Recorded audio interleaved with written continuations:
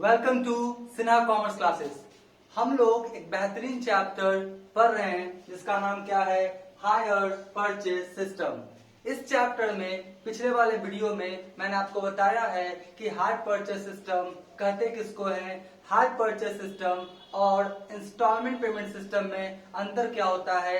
और फिर मैंने बताया है कि जो आपका हायर परचेजर होता है वो अपने बुक्स ऑफ अकाउंट्स में कैसे जर्नल एंट्रीज पास करता है। जो हायर परचेजर होता है वो आपका दो तरह से अपने बुक्स ऑफ अकाउंट में जर्नल एंट्रीज पास करता है।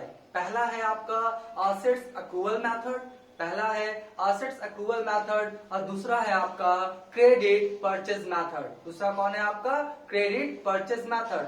तो जो हायर परचेजर है वो अपने बुक्स ऑफ अकाउंट में दो मेथड से जर्नल एंट्रीज पास करता है। तो ये जो आपका कौन है, हायर वेंडर, कौन है आपका हायर वेंडर या हायर सेलर, ये भी क्या अपने बुक्स ऑफ अकाउंट में दो तरह से जर्नल एंट्रीज पास करेगा, दो मेथड से पास करेगा या एक ही मेथड से पास करेगा। ध्यान से मेरी बातों को सुन लीजिए कि हायर परचेज सिस्टम में जो आपका हायर परचेजर होता है वो अपने बुक्स ऑफ अकाउंट में दो तरह से जर्नल एंट्रीज पास करता है, असेट्स अक्रूवल मेथड और आपका क्रेडिट परचेज मेथड। इसका वीडियो अवेलेबल है सिन्हा कॉमर्स क्लासेस चैनल के अंतर्गत। आपने नहीं देखा तो जाके क्या करेंगे, देख लेंगे, ठीक है। लेकिन आपका in journal entries in the books of hire seller या हायर वेंडर आपका एक ही मेथड से क्या करेगा, ये जर्नल एंट्रीज पास करेगा। हायर परचेजर दो तरह से पास कर सकता है, लेकिन जो हायर वेंडर है वो अपने बुक्स ऑफ अकाउंट में जर्नल एंट्रीज बस एक तरीका से पास करेगा, जो मैंने लिखा है, ठीक है। तो चलिए आज हम लोग पढ़ेंगे कि जो आपका हायर वेंडर है या हायर सेलर है वो अपने बुक्स ऑफ अकाउंट में जर्नल एंट्रीज कैसे पास करता है। सबसे पहला देख लीजिए आपका जर्नल एंट्रीज कौन सा है, फॉर गुड्स सोल्ड। क्या है, फॉर गुड्स सोल्ड। और मैंने पहले बोला है कि जो हायर परचेजर होता है उसके लिए वो असेट्स होता है। क्या होता है, असेट्स होता है। और जो बेचने वाला है हायर वेंडर या हायर सेलर, उसके लिए क्या है, वो गुड्स। क्या है, गुड्स। तो यहाँ पे वो असेट्स वर्ड यूज नहीं करेगा, यहाँ पे कौन सा वर्ड यूज करेगा, ये गुड्स या सेल्स वर्ड यूज करेगा, ठीक है।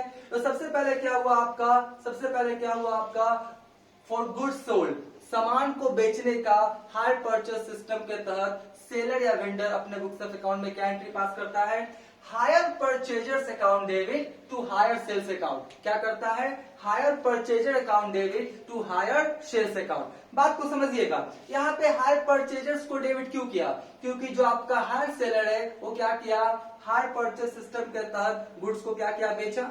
तो उससे क्या करेगा, हायर परचेजर्स क्या करेगा, पैसा लेगा। और मैंने पहले बताया है कि पर्सनल अकाउंट में नेचुरल पर्सन में किसी से पैसा लेना होता है तो अपने बुक्स ऑफ अकाउंट में उसको करते हैं डेबिट, और किसी को पैसा देना होता है तो अपने बुक्स ऑफ अकाउंट में क्या करते हैं, क्रेडिट, ठीक है। तो यहाँ पे जो हायर सेलर या हायर वेंडर है वो क्या करेगा, हायर परचेजर से पैसा लेगा तो अपने बुक्स ऑफ अकाउंट में क्या करेगा, हायर परचेजर्स को डेबिट। तो डेबिट किया और बिजनेस से क्या गया, गुड्स। क्या गया, गुड्स। गुड्स कौन सा अकाउंट है आपका, रियल अकाउंट। और आपने पढ़ा होगा debit word comes in, credit word goes out, पढ़ा होगा।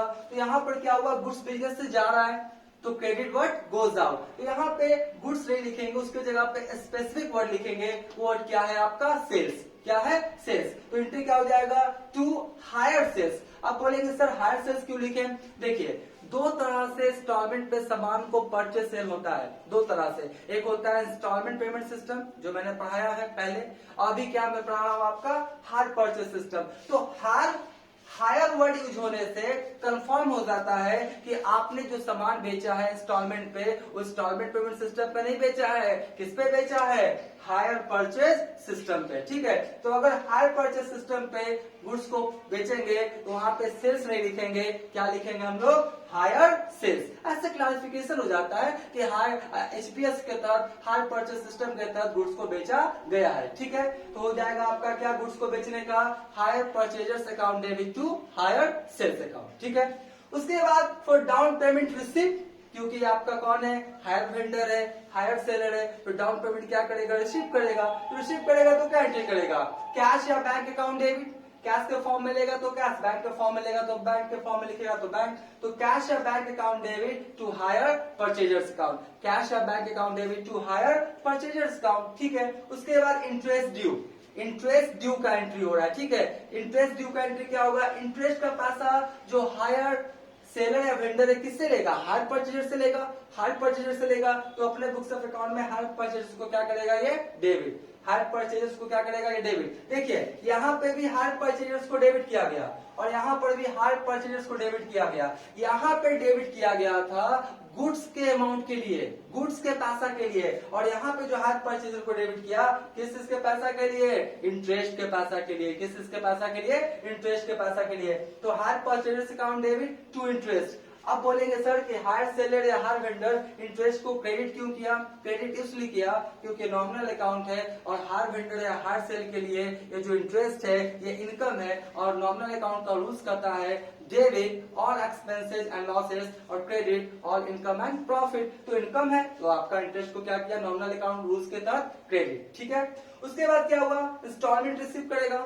इंस्टॉलमेंट क्या करेगा, रिसीव करेगा। तो कैश या bank account debit to hire purchasers account. और एक बात याद रखिएगा, अगर ये डाउन पेमेंट का पैसा ले, किसका पैसा ले, डाउन पेमेंट का या इंस्टॉलमेंट का पैसा ले, एंट्री में कोई आपका चेंजिंग होता नहीं है। एंट्री बिल्कुल क्या होता है आपका, सेम होता है। एंट्री बिल्कुल क्या होता है आपका, सेम होता है। बिल्कुल क्या होता है, एक जैसा होता है। बस नरेशन में क्या हो जाएगा, चेंज होगा। यहाँ पे डाउन पेमेंट लेगा तो डाउन पेमेंट का नरेशन लिखेगा, यहाँ पे इंस्टॉलमेंट लेगा तो इंस्टॉलमेंट का नरेशन लिखेगा। एंट्री बिल्कुल क्या होता है आपका, सेम होता है। ठीक है, उसके बाद ये जो आपका इंटरेस्ट है, ये जो आपका इंटरेस्ट है ये कहाँ ट्रांसफर होकर क्लोज हो जाएगा, प्रॉफिट एंड लॉस अकाउंट में। और मैंने पहले ही बोला है कि जितने भी नॉमिनल अकाउंट्स हैं, जितने भी नॉमिनल अकाउंट्स हैं, चाहे वो एक्सपेंसेस, चाहे लॉसेस, चाहे प्रॉफिट, चाहे इनकम, जितने भी आपका नॉमिनल अकाउंट्स है वो सारे अकाउंट्स जाके कहाँ क्लोज हो जाते हैं, प्रॉफिट एंड लॉस अकाउंट में। कहाँ क्लोज हो जाते हैं, प्रॉफिट एंड लॉस अकाउंट में। तो यहाँ पे जो आपका इंटरेस्ट है, ये नॉमिनल अकाउंट है,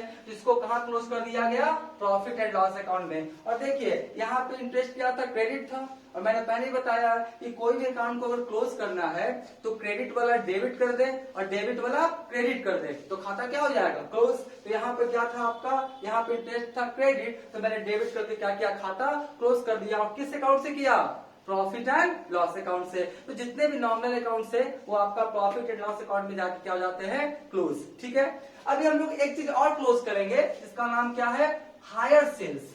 क्या है आपका, हायर सेल्स। याद कीजिए, आप क्लास 11th में पढ़े होंगे या क्लास 12th में पढ़े होंगे तो आप लोग बनाते होंगे ट्रेडिंग अकाउंट।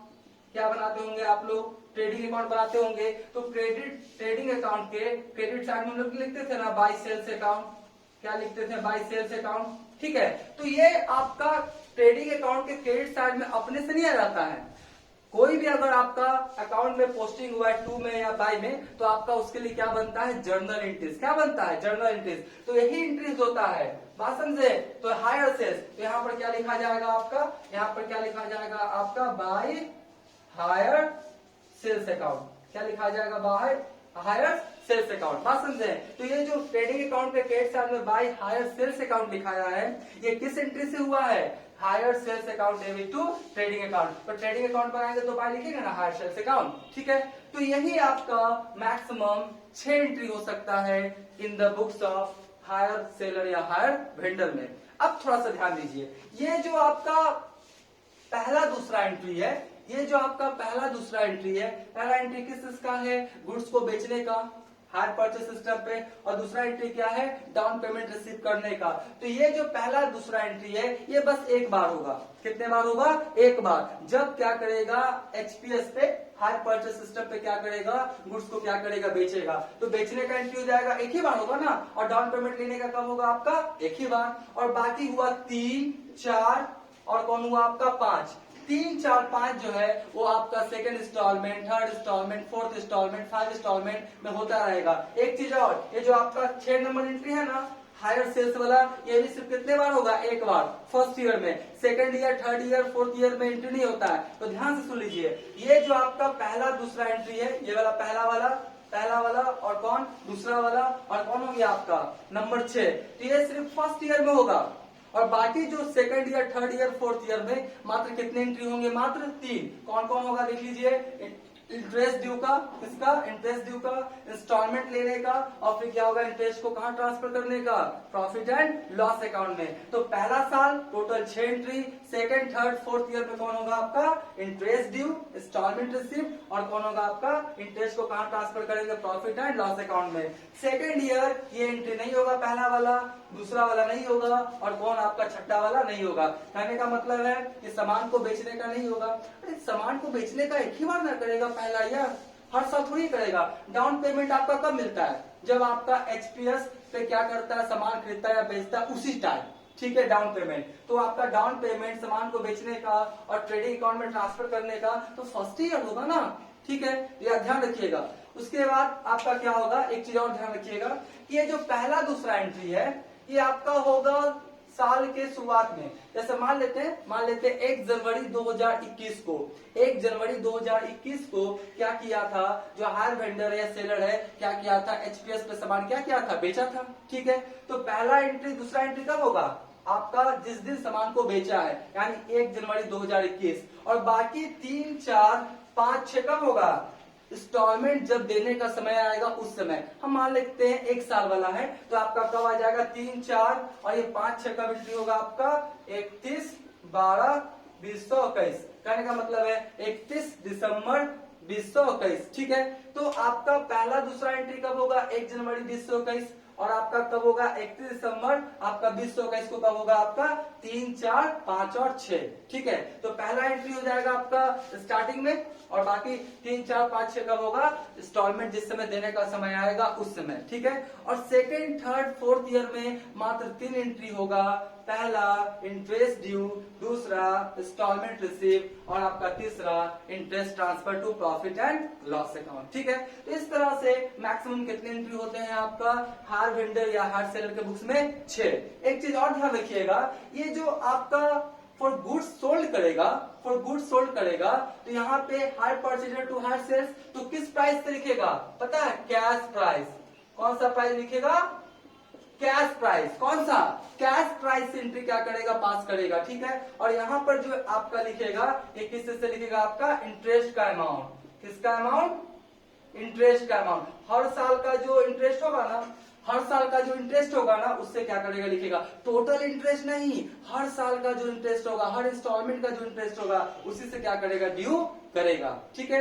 तो इस तरह से ये जो आपका जर्नल इंटरेस्ट था किसके बुक्स में था, journal entry in the books of hire seller या हायर वेंडर्स, ठीक है। नेक्स्ट क्लास में मैं आपको बताऊंगा इसके आगे कि आपका calculation of interest, calculation of depreciation. जब आपके क्वेश्चंस में कैश प्राइस नहीं देगा, तो असेट्स का कैश प्राइस कैसे फाइंड आउट करेंगे। उसके बाद आपके क्वेश्चन में जब रेट ऑफ इंटरेस्ट नहीं देगा, ध्यान से सुन लीजिए, जब आपके क्वेश्चन में रेट ऑफ इंटरेस्ट नहीं देगा तब हम लोग क्या करेंगे, कैसे इंटरेस्ट फाइंड आउट करेंगे, ये सब आने वाले वीडियोस में क्या करूंगा, मैं आपको बताऊंगा। तो अगर मेरा वीडियो आपको अच्छा लग रहा है तो मेरे चैनल को क्या करेंगे, सब्सक्राइब कर लेंगे, आप क्या करेंगे, शेयर कर देंगे, लाइक कर देंगे, और बेल आइकन को हिट करके ऑल कर देंगे। इससे क्या होगा कि जो भी मैं नया वीडियोस क्या करूंगा, अपलोड करूंगा यूट्यूब पे, उसका सबसे पहले आपको नोटिफिकेशन चला जाएगा, ठीक है। Thank you.